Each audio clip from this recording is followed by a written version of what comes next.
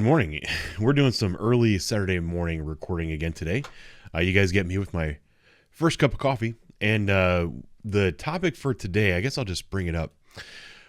We're going to be talking about some stuff that was in the news. This is something I saw on Instagram. A lot of people were sharing it. And they're kind of suggesting that this is a bad idea. I found a couple articles about it. I kind of perused through what's going on here, and I thought this would be actually a good opportunity for us to kind of go over these things live. So the headline is, Police Union gives 28 situations for unarmed responders. We're going to go through the list here in just a moment, but I don't know, at first glance, to me, this seemed a little bit deceiving, because I think that it might be more appropriate to say police are no longer going to be responding to these 28 non-police related incidents. I say that, I know that's not a perfectly accurate statement, because some of these are actually criminal acts that police are no longer going to be responding to. And it's a little bit frustrating, a little bit, it's unfortunate, I think you would say. But this is the world that we live in, with one, defunding the police, and two, making the police the enemy. Or making enemies out of the police, so that the people who are currently working the street no longer want to work the street. They're retiring early in record numbers, and police recruits, the number of people applying for the job to be a police officer is smaller than it has ever been. Therefore, we have way fewer police officers on the street, and the things that people used to depend on the police to help them out with, the police are no longer able to do that. So changes have to be made.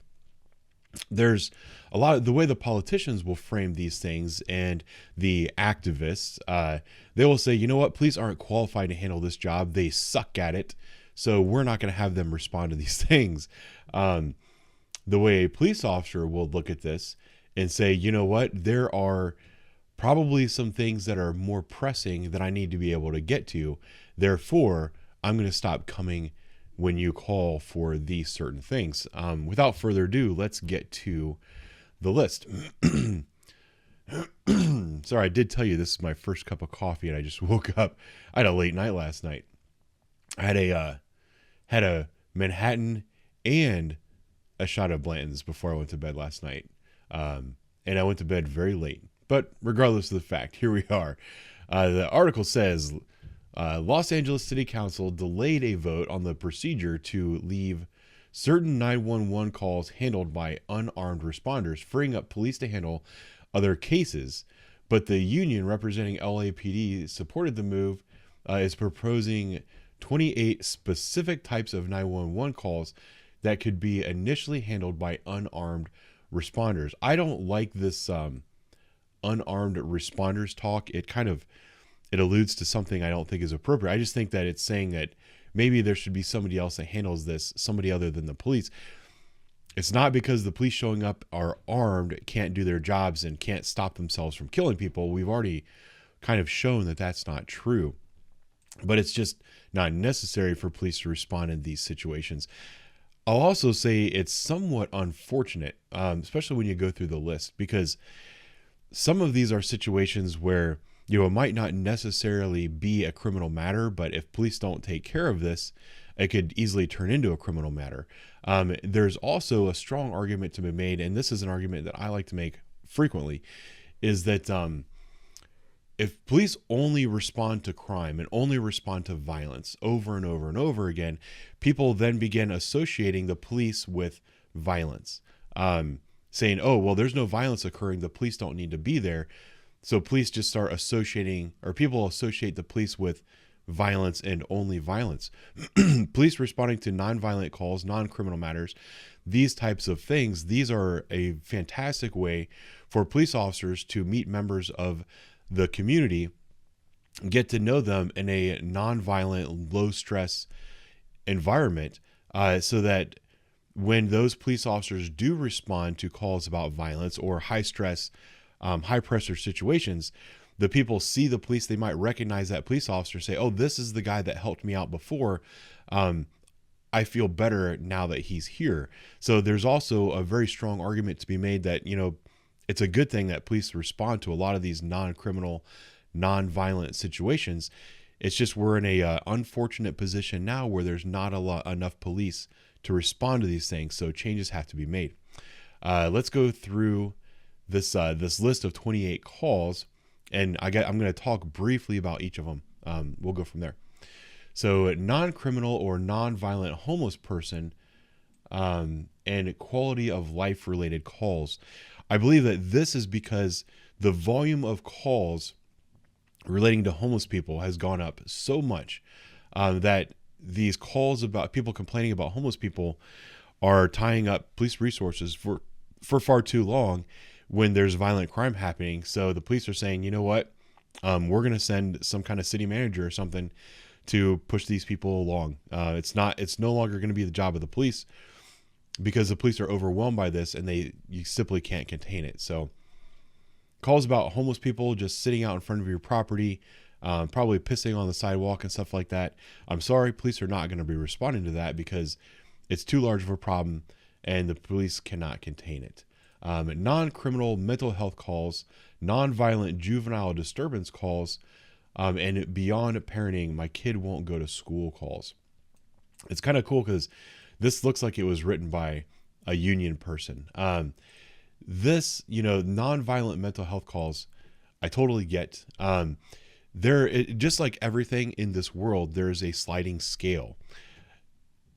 One of the frustrating calls that I have to respond to frequently, I just responded to one, today is Saturday. On Thursday, the last day that I worked, was a call about someone who was depressed, feeling lonely and extremely sad. They called their social worker and they told them that. They're like, hey, I'm really depressed.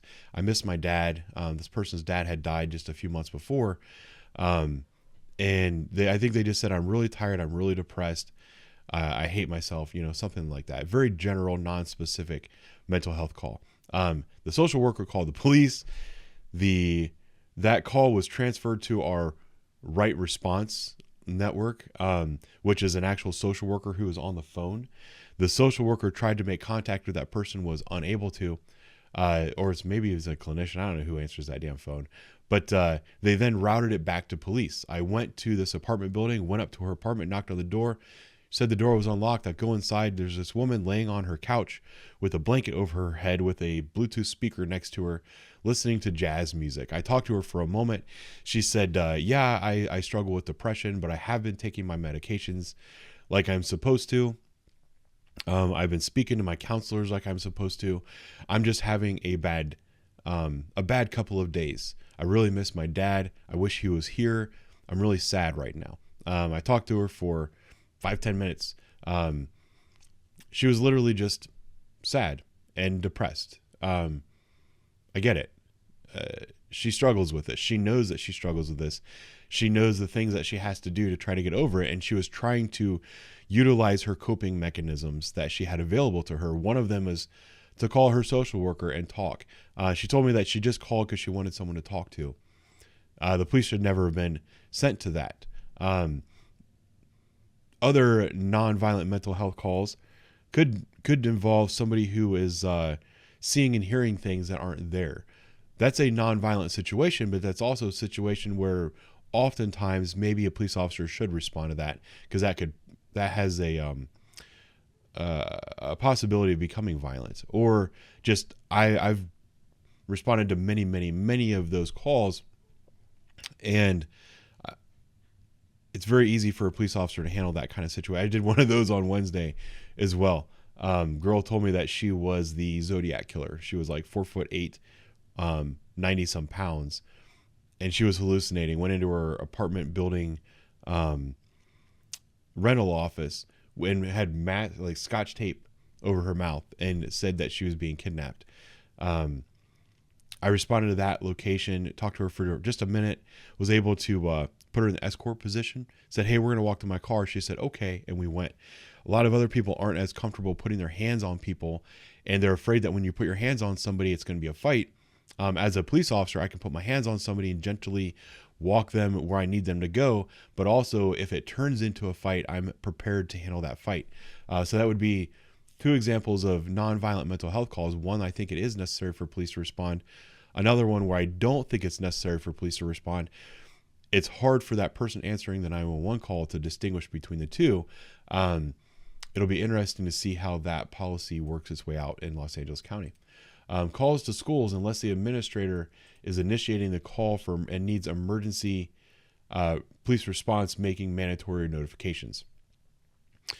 Schools should be able to handle their own problems. That's it. A fight at school should be a disciplinary issue at school, not a police criminal matter. Public health order violations, that is a fucking joke.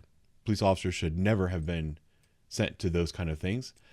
Nonviolent calls for service at city parks. Again, a nonviolent call at a city park could be a noise complaint because there's 75 juveniles that set up a impromptu party with large speakers and all that. Depending on the neighborhood, we've seen those kinds of nonviolent calls in city parks turn into shootings in the past. There's one in my city. It's happened in late 2020 or early 2021, where a 16-year-old girl unfortunately was murdered, and the residents around that park had called 911 probably 15 or 20 times, and due to the city being too busy, the police department was on priority calls only. A city park with a noise violation was not considered a priority. That turned into a violent gunfight between gang members, and a 16-year-old girl was killed. That was unfortunate. This is a result of not having enough police to handle situations that could potentially become violent. Let's see.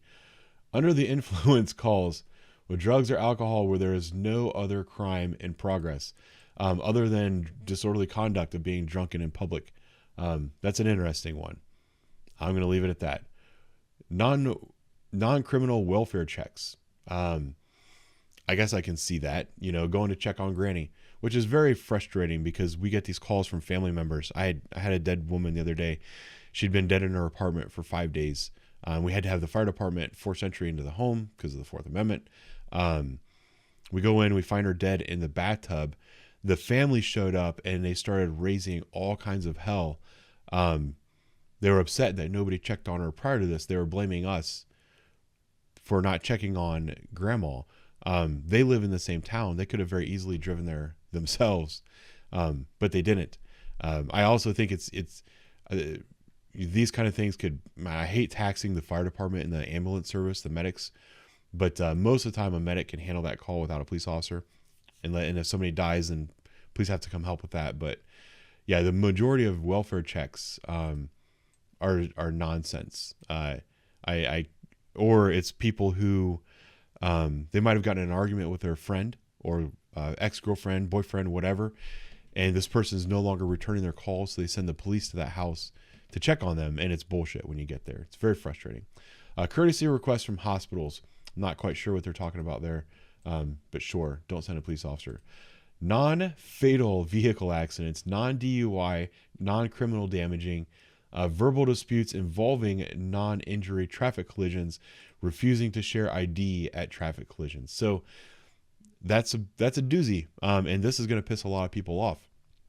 The city where I work, we were, due to staffing and high crime levels, we stopped responding to non-injury accidents, and people lost their freaking minds. This got up to the mayor's office. Now we respond to all minor traffic crashes, and it ties up a lot of our time. It's very frustrating when you're shorthanded and you have to deal with these kind of things. It's frustrating, but at the same time, when you're not responding to them, it really frustrates the public. Parking violations. This is interesting. If they're going to send, if they have parking enforcement officers who are like not sworn police officers, that's fine. But it's kind of funny now that I work first shift, and even when I was on third shift, the volume of calls that come in to complain about parking violations. You wouldn't believe it. Driveway tow. I don't know if that's just because someone's parked blocking your driveway, something like that. Okay. Abandoned vehicles, yeah, you don't need a police officer for that. Person dumping trash, that's a criminal offense. But also, when you call about somebody dumping trash in the alley, it's going to be a low priority call. By the time we get that call and we respond on it, the person's going to be long gone, and there's virtually no purpose of you even calling us in the first place. Vicious or dangerous dog complaints where there's no attack in progress. We get these calls a lot where someone will call and say there's a vicious dog. It's not vicious. It's just a barking dog or a dog on the loose. My old supervisor used to get on the air and cancel us off of those calls all the time. I don't have a problem with that. Loud noises, loud music, or party calls that are anonymous and have no victim. This is a good one. I'm going to forward this to my sergeant because our lieutenant and commander have asked for lists of calls that they would like maybe the priority shifted on a little bit. And this is a big one. If you're going to call and bitch about your neighbor playing loud music, or having loud noises or cars driving up and down your street, if you're not going to leave your name and information for the police to contact you, stop fucking calling the police. You're wasting our time. You're wasting everyone's time just because you want to be a pain in the ass to your neighbor. Landlord-tenant disputes. This is a civil dispute between two people. It's not a criminal matter. The police don't need to be involved. Although police are pretty good at negotiating between parties as an independent negotiator. So it can come in handy and it can prevent situation from becoming violent. But in Los Angeles, they're no longer going to be responding to those. Or maybe this is just the proposal. I don't know. Loitering or trespassing with no indication of danger. This one's kind of screwed up. So people trespassing on like a business or something like that, police will no longer respond to remove those people. That could become a situation. You know, you have a lot of these homeless people and drug addicts will take over a business, like a convenience store parking lot. A lot of this loitering and trespassing, that's actually drug activity. Drug activity brings violence. It's unfortunate that they're not going to be responding to those kind of calls anymore. Code 30 alarm response. I don't know what that means. It's probably just general burglary alarm. We get so many false burglary alarms. I don't know what the percentage is, but it's probably like 99, close to 100% of our burglary alarms are false. We don't drive lights and sirens to them. We don't usually get there for 10 minutes. It's frustrating. It ties up officers for longer periods of time than what is necessary. Syringe disposal, that's a no-brainer.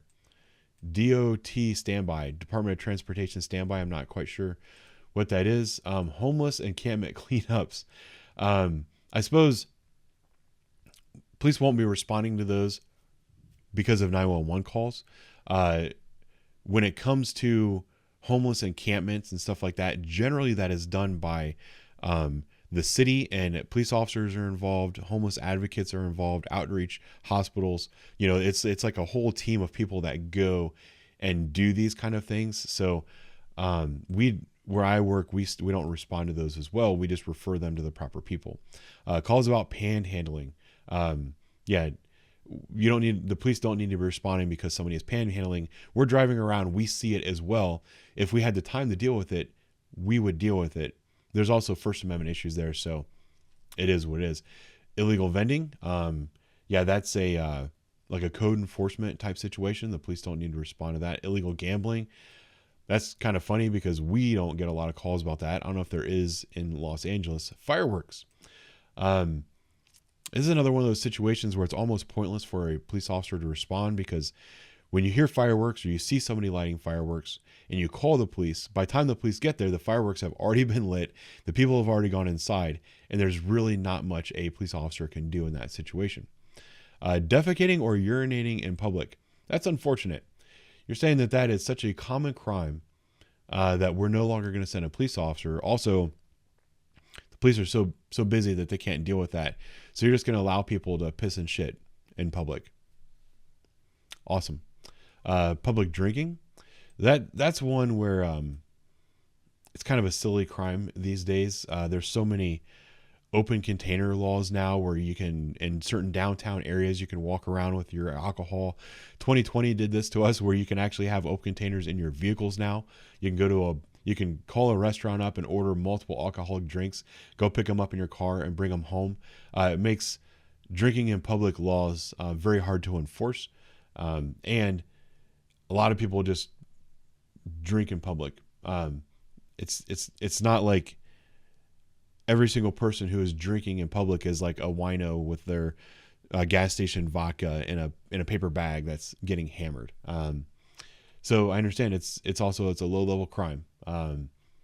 So police officers are no longer going to be responding to that. And then this 927D, where no indication of foul play. I don't know what that's supposed to mean, but regardless, here is a list of 28 situations where in Los Angeles County, armed police officers are no longer going to be responding to. Congratulations, guys. You did it. You have made it so that there is not enough police officers to respond to 28 very common situations that police officers used to respond to. Congratulations. One thing I would like to add to this list, if it was up to me, if I were king of the world, I would say burglaries to vacant homes. I would say like a vacant structure, like a business, is one thing. But like where I work, we have literally hundreds of vacant properties that are boarded up, and homeless people will take the boards off, go in and sleep for the night, whatever. That is dispatched where I work as a high priority call requiring 2 officers and an immediate response. That is not an emergency situation. I don't have a problem with police officers going to that situation, because an unarmed civilian entering a formerly boarded up home to remove homeless people could be potentially dangerous. But at the same time, it's not something where I need to get there and it's more important than this domestic dispute that's down the road, or this person that is stumbling around in the road, or this overdose or something like that. It's also not more important than my morning coffee. It's something that we can get to when we get to, but it does not require an emergency response. It's very frustrating. There's a lot of these things that people think it's a big deal when they call the police, but the police deal with it so often that it really is not a big deal. So at the end of the day, I've seen a lot of people saying, oh, what could possibly go wrong? Like, this is horrible. This is such a bad idea.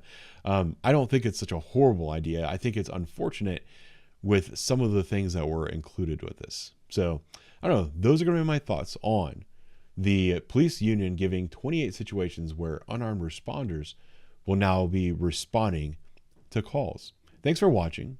I'll talk to you guys later.